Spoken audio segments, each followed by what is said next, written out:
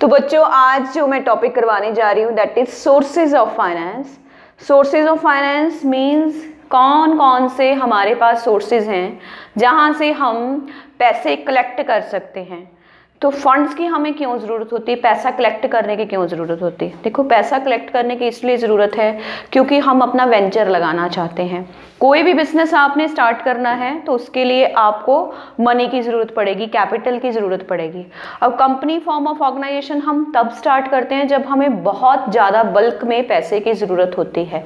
वो इतना पैसा जो है हम अपने प्राइवेट सोर्सेज से नहीं कलेक्ट कर सकते, तो इसलिए हम कंपनी फॉर्म ऑफ ऑर्गेनाइजेशन को स्टार्ट करते हैं। उसमें क्या होती है, उसमें डाइवर्स ऑनरशिप होती है।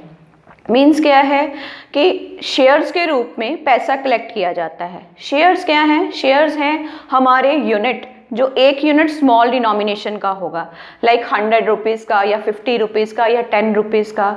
अब जब पब्लिक को इनवाइट किया जाता है शेयर्स के लिए कि वो शेयर्स में पैसा डालें, तो पब्लिक देखती है कि प्रोजेक्ट कैसा है और जितनी जितनी जिस पर्सन की जितनी जितनी सेविंग होती है उसके अकॉर्डिंगली वो शेयर्स में इन्वेस्ट करता है। लाइक अगर मेरे पास 1000 रुपीज़ है तो 100 रुपये का अगर एक शेयर है तो मैं 10 शेयर्स में इन्वेस्ट कर दूंगी। इसी टाइप से किसी के पास 2 लाख हैं, किसी के पास 1 लाख रुपीज़ हैं, तो वो उसके अकॉर्डिंगली उनको क्वांटिटी ऑफ शेयर्स जो है अलॉट कर दिए जाते हैं कंपनी के द्वारा।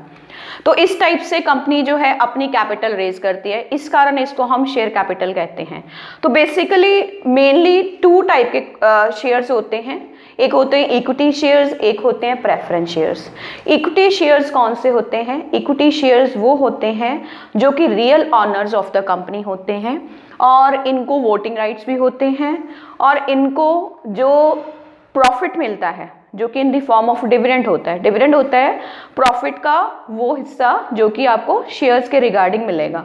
तो जो डिविडेंड होता है वो एक फिक्स रेट में नहीं मिलता है इनको, और इनको जो डिविडेंड मिलेगा वो सभी को पेमेंट करने के बाद, लाइक डिबेंचर होल्डर्स को इंटरेस्ट की पेमेंट करने के बाद, प्रेफरेंस शेयर होल्डर्स को डिविडेंड की पेमेंट करने के बाद और सारी पेमेंट्स करने के बाद अगर कुछ प्रॉफिट्स में से बचेगा वो इक्विटी शेयर होल्डर्स को दिया जाएगा।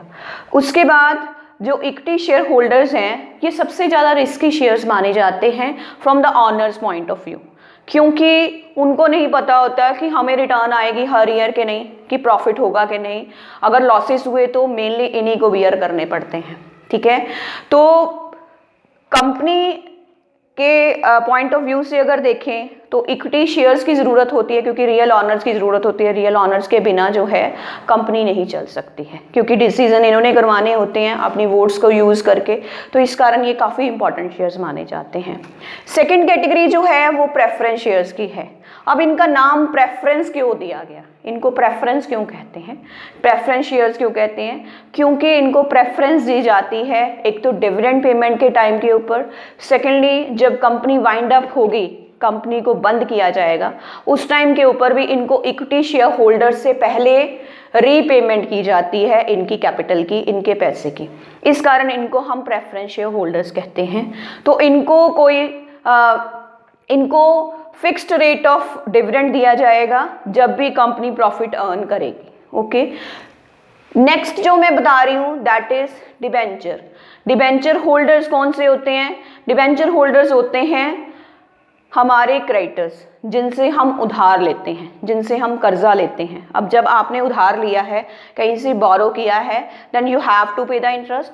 तो इसी टाइप से कंपनी ने अगर डिबेंचर्स इशू किए हैं तो इट मीन्स उन लोगों ने कंपनी को एक तरह से उधार दिया है, तो कंपनी को इंटरेस्ट देना पड़ेगा।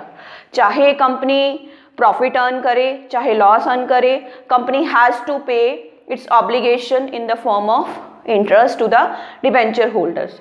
अब डिबेंचर जो है ये अगर कंपनी पॉइंट ऑफ व्यू से देखें, ये कंपनी पॉइंट ऑफ व्यू से रिस्की हैं। क्यों? क्योंकि अगर हम डिबेंचर होल्डर्स को इंटरेस्ट की पेमेंट नहीं देंगे तो डिबेंचर होल्डर्स जो हैं वो वाइंडिंग अप के लिए कह सकते हैं, कोर्ट में जा सकते हैं, कंपनी वाइंडिंग अप के लिए कह सकते हैं कि कंपनी को बंद किया जाए क्योंकि ये enable to meet its obligation है।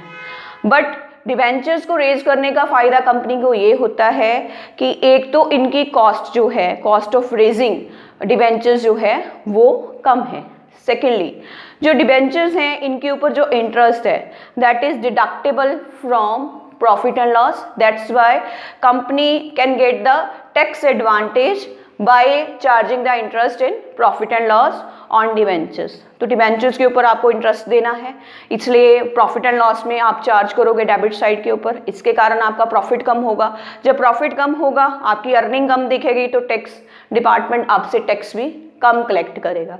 तो टैक्स एडवांटेज होने के कारण ये कंपनी जो है वो हमेशा चाहती है कि हम डिवेंचर्स को भी इशू करें।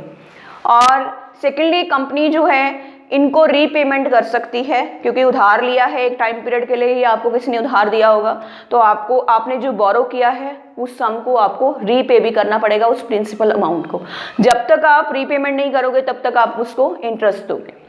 जो डिबेंचर होल्डर्स होते हैं और जो प्रेफरेंस शेयर होल्डर्स होते हैं, दोनों को कोई वोटिंग राइट नहीं होता, ये कोई डिसीजन मेकिंग में और मैनेजमेंट में पार्टिसिपेशन नहीं कर सकते हैं, वो सिर्फ इक्विटी शेयर होल्डर्स ही कर सकते हैं। अब कई बार एग्जाम में क्वेश्चन आ जाता है, केस स्टडी आ जाती है कि कंपनी जो है इस टाइप की सोर्स ऑफ फाइनेंस लेना चाहती है जिसमें कि जो कि वो हाईली लिक्विड हो, जिसमें टैक्स एडवांटेज हो और फिक्स रेट ऑफ रिटर्न जो है देनी पड़े और जिसको वो रीपे भी कर सकें।